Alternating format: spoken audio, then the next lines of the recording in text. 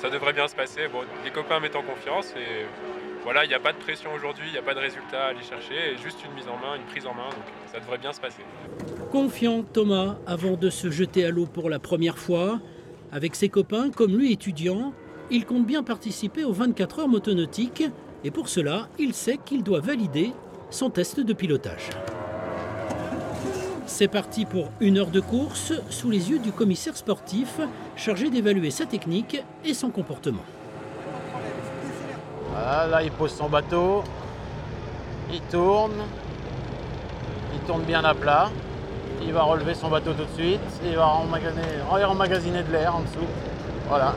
Regard acéré et crayon en main, le commissaire note tout avec un fil conducteur, la sécurité.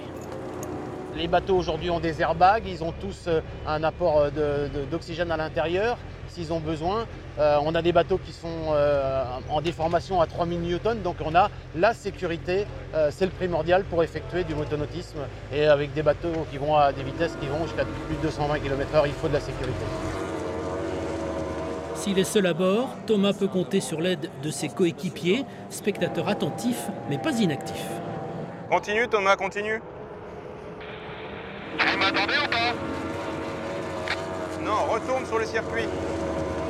Après 60 minutes de test, c'est le retour sur la terre ferme avec quelques fourmis dans les jambes et le cœur plus léger.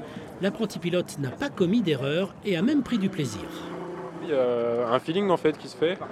Puis aussi au début j'avais un peu d'appréhension au virage. Je prenais un petit peu lentement, je relâchais un peu trop les gaz et bon, voilà, la radio essayait de me guider un petit peu.